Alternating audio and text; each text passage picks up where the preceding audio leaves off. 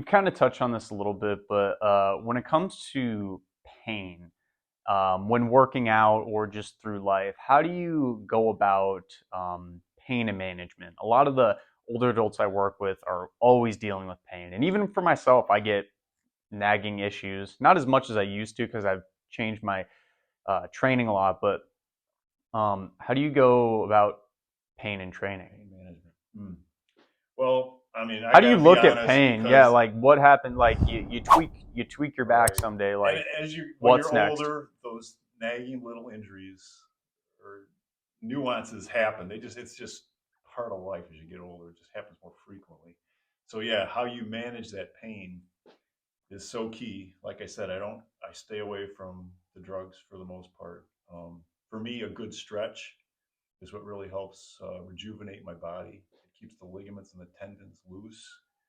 Um, Sometimes, if it does persist, I'll do like a hot cold therapy, Hmm. ice with heat, and I try to stimulate the blood flow to that area.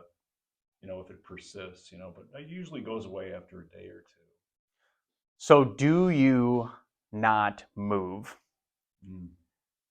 I always try to move. I figure the longer I sit, and it just seems like the pain doesn't go away unless I do some sort of movement. It could be a gentle doing calf raises on the stairs, Hmm. um, to just doing on the Stationary wall, bike. stationary, like a stretch for the arm, but just little stuff to keep moving, because you can't let it stagnate, because I think that's when it just gets worse if you don't do anything about it. And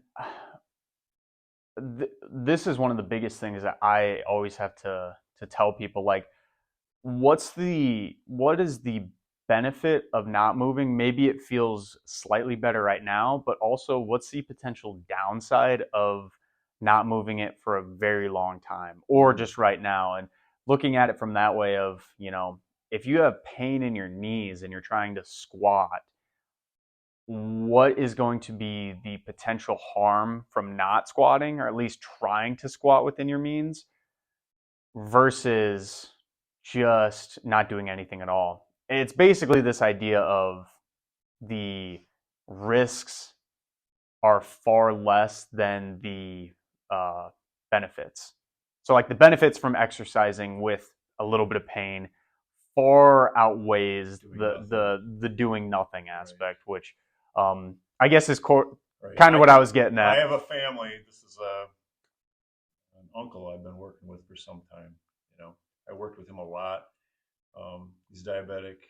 He was in his mid 60s when I started working with him. Got him down about 60 pounds, and his mobility improved a lot.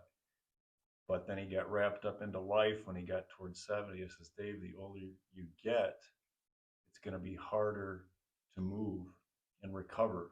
Your body just starts shutting down after 50, 60, 70 years old.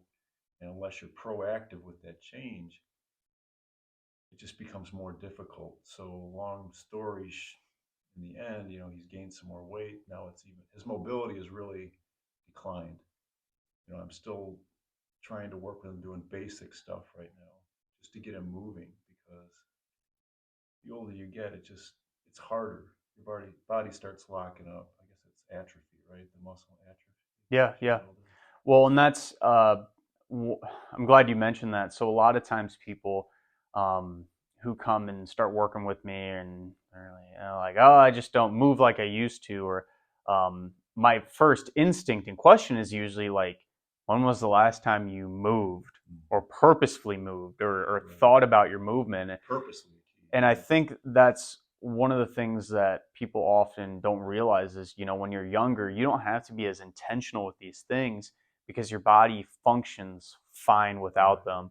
And it's that neglect over time where, um, essentially, for lack of a better term, you get to a point where it catches up to Right. you. It's just incremental change. Yep. If you don't address it, you just wake up one day and you can't get out of bed, or Yeah. can't move your leg. It's just like investing. Like if I invested $1 every single day until I'm 65 into like an investment fund, it's millions of dollars. Exact opposite. If I spent $1 every single day on complete garbage, Right.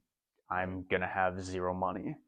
I use parallels between money and Right. our body a lot because I think people really get that I say those invest in tangible your things. health, you know, and I Yeah. use that same analogy with some of my relatives. I'll say I call it an app. Well, I define app as anatomical portfolio preservation. Mm, You know, you got to invest in your body. You know, you can have all the money in the world, but if you can't move and can't get out of bed, you know, you pay somebody to take care of you. for sure. So I call it app. That's what I discuss with my Say that relatives. again one more time. App, it's like anatomical Yeah. portfolio preservation, Mm, preserving your body. nice. Yeah. I like that. I Yeah. dig that. I dig that. That's a good way to think about it. It's a good way to think about it. Very nice.